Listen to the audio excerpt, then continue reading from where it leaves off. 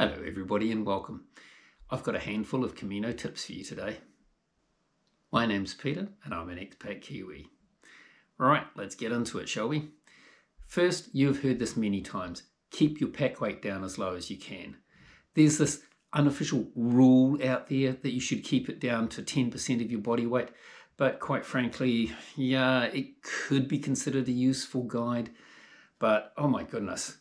I came across a woman who was 45 kilos on the Norte. Her pack was definitely not just 10% of her body weight. She was comfortable with it, that's all that mattered. Stages are not an official rule. Stay off stage if you can occasionally. It'll help vary the people that you meet. And who knows, you might find a lovely little gem of an albergue that you wouldn't otherwise have gotten to. The most common stops are the on-stage places because that's what everybody sees in their guidebooks.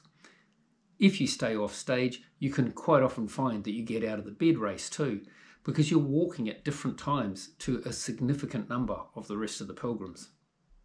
Drinks. A couple of drinks that are really well worthwhile trying. Tinto di Verano is basically a summer wine or summer red wine. It's really rather nice. Look out for it if you're there during the summer months. If, on the other hand, you're looking for a bit of a pick-me-up, something a little bit like Gatorade, but not as seriously sweet. Do not like Gatorade. Do seriously consider Aquarius. It's a great sports drink. It's light, it's very refreshing, and it's actually got electrolytes and so forth included as well. Many of us on Camino drink it, and it comes in 3 different flavours, so well worthwhile looking out for. Food.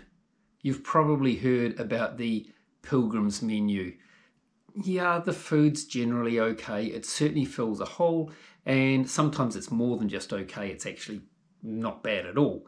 But if you're wanting something just slightly better, consider stopping for your main meal at around midday. Well, around that 2 o'clock mark, to be quite honest. For a couple of euros more, the menu del dia is often much better value for money and, I might add, better quality. Give it a thought. Selfies. Take a photo of yourself in each and every morning before you start off. That way, once you're home, you'll find it a whole lot easier to remember what particular site was on what day. Stop and turn around on Camino. You'd be astonished at the number of times that somebody's gone, oh, look at that. And they're looking behind me. And I've turned around and gone, how did I miss that? Well, it was behind me logically. It's really well worthwhile. I've gotten into the habit now too, and I'm teaching new pilgrims the same thing. Do give it a consideration. Cash. I've said this on one of my other videos. When you're carrying cash, when you get it out at the ATM, try and get small denominations. You can't always do that. Sometimes it just gives you what it gives you, but do check and see. More often than not, you've got the option to actually choose what denominations you want. It may only break them down as low as 20s, but if you've got the choice between 20s and 50s, take the 20s every time. Bars and so on are not going to like you very much if you walk in first, second customer of the day with a 50. Does not go down well for your €1.70 coffee.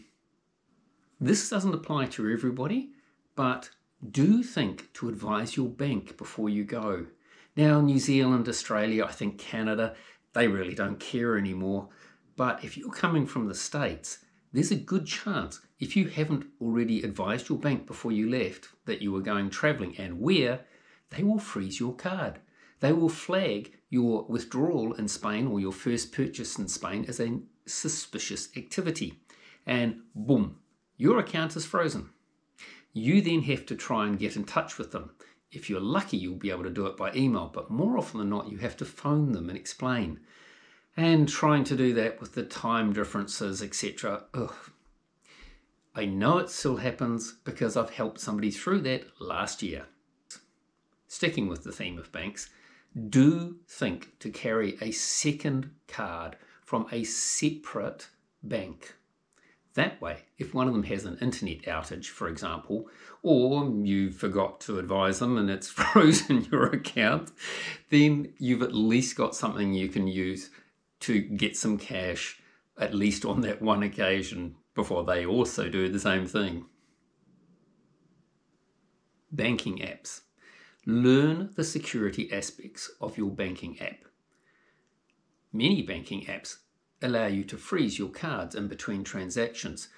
So long as you remember to unfreeze it before you next use it, it's a really nice security feature. A useful feature of a lot of banking apps is that they allow you to change the number of transactions before your PIN is required to be entered.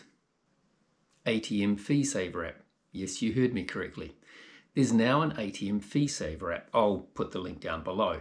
And it'll advise you what each bank's ATM charges are and their withdrawal limits. And it shows you where they are in relation to you on the in-app map facility. Rather a nice little feature. On that note, if you are taking out a sum of cash, try and figure out a sum that will enforce the machine to actually give you at least some smaller notes. Like, for example, 280 euros or 140, something along those lines. You get the picture. All right, everybody, I hope that's been helpful to you. If you haven't already, greatly appreciate it if you'd like and subscribe. It does help other people to find the channel. Take care and buen camino.